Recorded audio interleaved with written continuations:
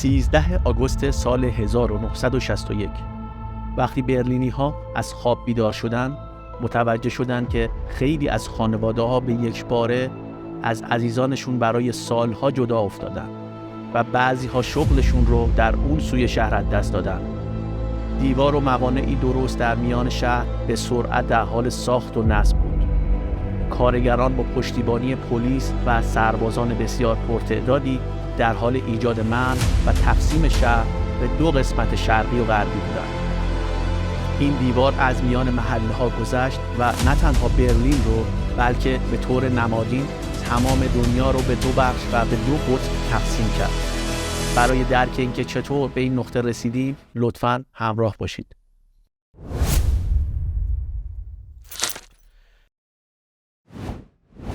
سلام، به تایمکست خوش اومدید. برای درک بهتر موضوع دیوار برلین به چند سال عقب‌تر زمان جنگ جهانی دوم برمیگردیم. آمریکا، بریتانیا و فرانسه به همراه شوروی سابق علیه قدرت‌های محور متحد میشن. پس از اینکه قدرت‌های متحد آلمان نازی رو در جنگ جهانی دوم شکست دادند، در کنفرانس یالتا سران کشورهای پیروز جنگ درباره سرنوشت کشورهای اروپایی پس از جنگ تصمیماتی گرفته بودند. در مورد کشور آلمان تصمیم گرفتند اون رو به 4 قسمت تقسیم کنند که هر یک توسط قدرت جداگانه کنترل میشد. قرار بود تقسیم آلمان موقتی باشه، اما متحدین سابق بر سر برنامه‌های خود برای اروپای پس از جنگ دچار اختلاف نظر شدند. شوروی حاضر به عقب نشینی از کشورهای شرق اروپا که از دست آلمان نازی آزاد کرده بود نشد. اتحاد جماهیر شوروی به دنبال پر کردن اطراف خود با کشورهای کمونیستی مطیع بود، از جمله آلمان ضعیف. همزمان 3 قدرت دیگر غربی با تبلیغات اقتصاد بازار آزاد و سرمایه‌داری به دنبال جذب دیگر کشورها به این سیستم کشورداری بودند. بنابراین با وخیم شدن روابط این 3 قدرت غربی با شوروی در سال 1949 چند سال بعد از جنگ جهانی دوم، با پیوستن 3 بخش غربی آلمان به یکدیگر جمهوری فدرال آلمان در غرب تشکیل شد و شوروی هم جمهوری دموکراتیک آلمان رو در شرق تأسیس کرد و عملاً آلمان به 2 کشور شرقی و غربی تبدیل شد. با افزایش تیرگی روابط بین قدرت‌های غربی و شوروی، کشورهای همسو و مطیع شوروی مناسبات و تجارت با کشورهای غرب رو محدود کردند. مرزهای جنگ سرد شروع به شکل‌گیری کردند. این مرز بعداً به پرده آهنین مشهور شد. مردم آلمان شرقی با فقر، سرکوب و گرسنگی تحت حکومت شوروی زندگی می‌کردند و اتحاد جماهیر شوروی منابع آلمان شرقی رو به عنوان غرامت جنگ به یغما می‌برد. اما همزمان آلمان غربی به عنوان یک جامعه آزاد و عضوی پرتلاش در اروپا پیشرفت کرد و رفاه و استانداردهای زندگی بالاتری پیدا کرد. در نتیجه در طول دهه 1950 میلادی صدها هزار نفر از آلمان شرقی در جستجوی فرصت‌های جدید شروع به مهاجرت به آلمان غربی کردند. مردم در آلمان شرقی تحت حکومت شوروی رسما اجازه ترک کشور و سفر را نداشتند و برای جلوگیری از رفت و آمد بیشتر، حکومت آلمان شرقی یک مانع در امتداد مرز دو آلمان ایجاد کرد. اما برای مردم آلمان شرقی یک راه گریز دیگر وجود داشت: در برلین. هرچند شهر برلین تماما در قلمرو آلمان شرقی و منطقه شوروی قرار داشت، اما به دلیل اهمیت این شهر طبق توافق یالتا قبل از پایان جنگ، کشورهای پیروز برلین رو نیز به 4 قسمت بین خودشون تقسیم کردند و زمانی که آلمان شرقی و غربی شکل گرفت، برلین شرقی و غربی هم شکل گرفت. عملاً برلین غربی به شکل جزیره‌ای درون آلمان شرقی قرار گرفته بود. حتی زمانی که مرز 2 کشور آلمان مستحکم شده بود، در شهر برلین هیچ مانع فیزیکی وجود نداشت که اون رو تقسیم کنه.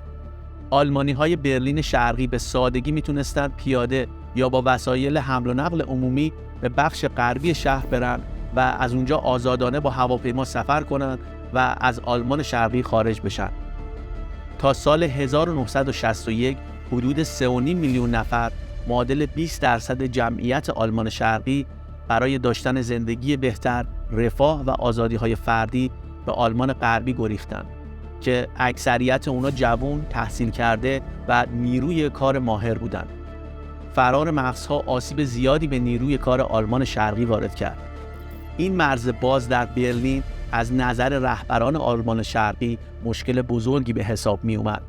به قول رهبر شوروی نیکیتا خروشچوف، برلین غربی مثل استخوانی در گلوی شوروی بود. اما روزنه برلین در 13 آگوست 1961 بسته شد، زمانی که شهر با سربازان آلمان شرقی که شانه به شانه در امتداد خط تقسیم برلین شرقی و غربی ایستاده بودند از خواب بیدار شد. بدون اعلام قبلی اونا شروع به باز کردن کیلومترها سیم خاردار در وسط شهر کردند. اونا در حال ساختن دیوار برلین بودند، به طول 43 کیلومتر در میان شهر برلین و 112 کیلومتر دیگه دور تا دور برلین غربی. مرز اولیه از جنس سیم‌های خاردار و نرده آهنی بود. بعضی از برلینی‌ها موفق شدن با پرش از روی سیم خاردار یا پریدن از پنجره خونه‌ها به بخش غربی فرار کنند.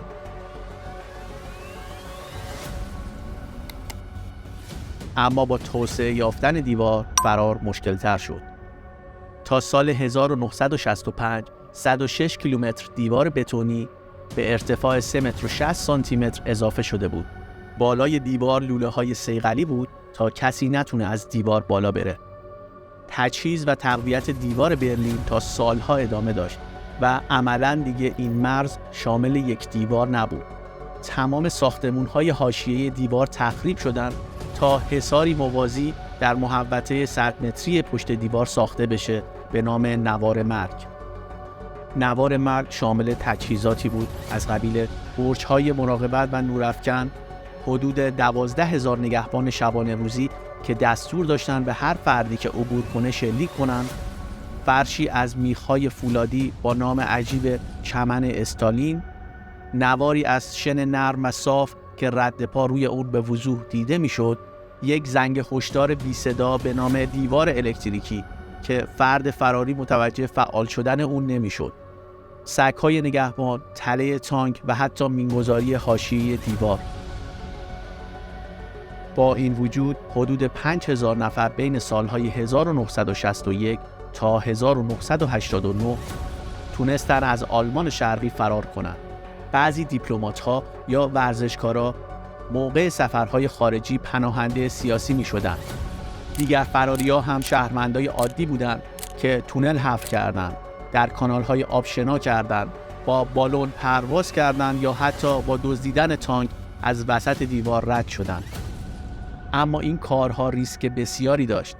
بیش از 140 نفر در جریان فرار جون خودشون رو از دست دادند. این دیوار 28 سال باقی موند و با ممانعت از رفتن نیروی کار آلمان شرقی اقتصاد اون رو تثبیت کرد، اما شهرت اون رو به شدت خدشه‌دار کرد تا به نمادی جهانی از سرکوب کمونیستی تبدیل بشه.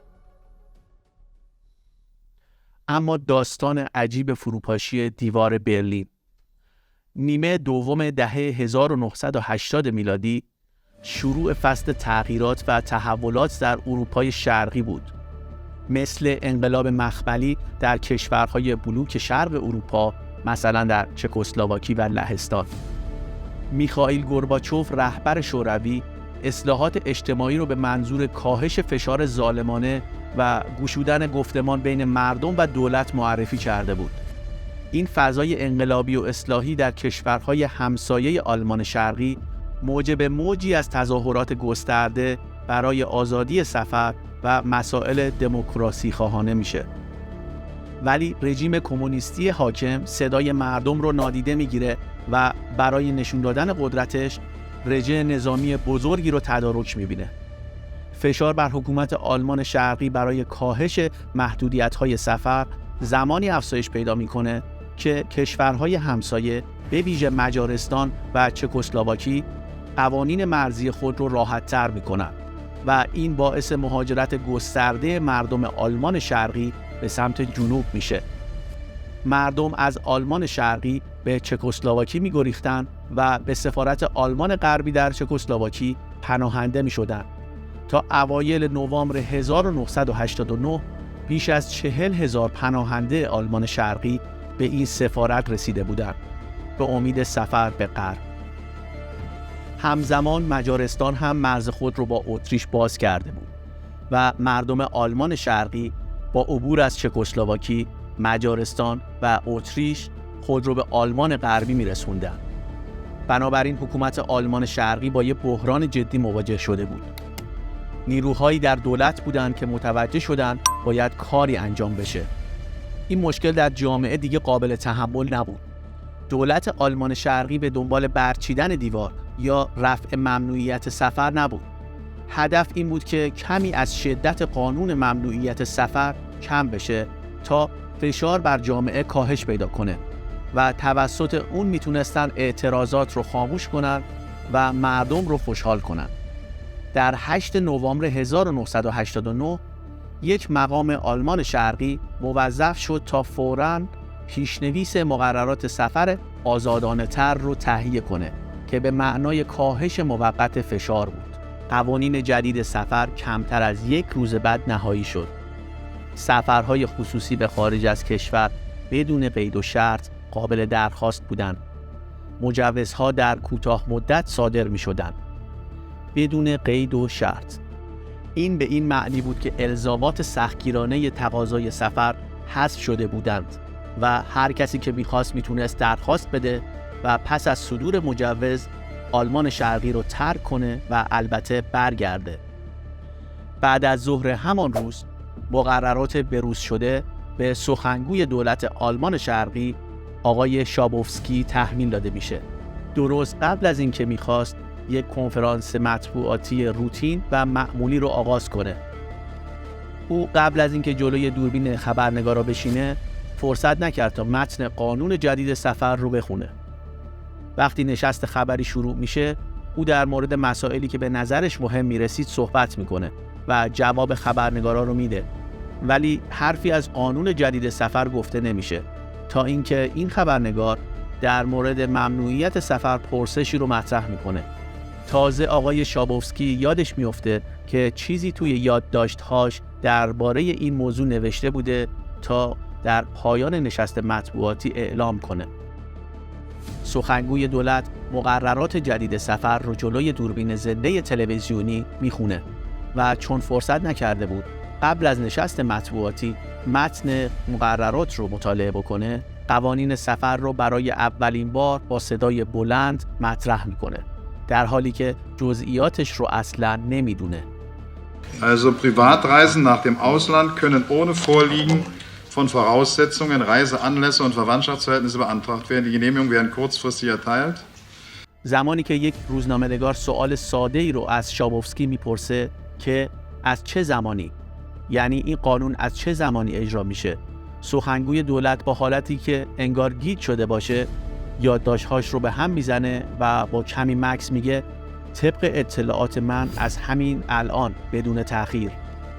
اگه شابوفسکی وقت کافی داشت ممکن بود صفحه آخر مقالاتی که همراهش بود رو ببینه و قانون جدید رو به درستی اعلام کنه. قرار بود مقررات جدید از فردا یعنی 10 نوامبر زمانی که دفاتر گذرنامه باز شده باشن درخواست‌های سفر مردم تحویل گرفته بشه و به طور منظم بررسی و اجرایی بشه. با توجه به این صحبت‌های اشتباه سخنگوی دولت و گزارش‌های خبری شبانه آلمان شرقی و غربی از تغییر سیاست خیره کننده در آلمان شرقی، ساکنان برلین شرقی شروع به حرکت به سمت دیوار و تجمع در کنار دیوار کردند. اونا خواستار عبور از مرز بودند. در ابتدا تعداد مأمورین نگهبان و پلیس بیشتر از جمعیت بود. اما آخرین میخ بر تابوت دیوار برلین در ساعت 10:42 شب زده شد. زمانی که این پخش تلویزیونی باعث یک عجله و ازدحام گسترده به سمت دیوار برلین شد. در واقع هنوز درها باز نبودند، اما با این خبر دیگه راه برگشتی وجود نداشت. 10,000 هزار برلینی به طرف دیوار هجوم بردند و گفتند که از اخبار شنیدن که میتونن از مرز عبور کنن. سربازای مرزبانی آلمان شرقی در ازدحام جمعیت کاملا غرق شده بودند. یا مرزبانها دستوری دریافت نکرده بودند یا نمیدونستند چه کار کنند و یا اینکه از این جمعیت میترسیدند. بالاخره در ساعت 11:30 همون شب نگهبانان متعجب مجبور به باز کردن فوری درها شدند. سیل مردم هیجان زده به برلین غربی ریختند. شاید نشه اون شب رو با کلمات توصیف کرد. خیلی‌ها در آغوش همدیگه اشک می‌ریختند و خیلی‌ها تا صبح می‌رقصیدند و با هر چی که میتونستن شروع به تخریب دیوار کردند. در طول تاریخ 28 ساله دیوار برلین حداقل 140 نفر در تلاش برای عبور از دیوار برلین جون خودشون رو از دست دادن. حدود 1 سال بعد در اکتبر 1990 پس از 4 دهه آلمان رسما متحد شد. اتحاد جماهیر شوروی هم کمی بعد سقوط کرد و عملاً جنگ سرد به پایان رسید. امروز بخش‌هایی از دیوار هنوز نگه داشته شده تا یادآوری کنه که هر مرزی که علیه آزادی ساخته میشه رو میتونیم در هم بشکنیم.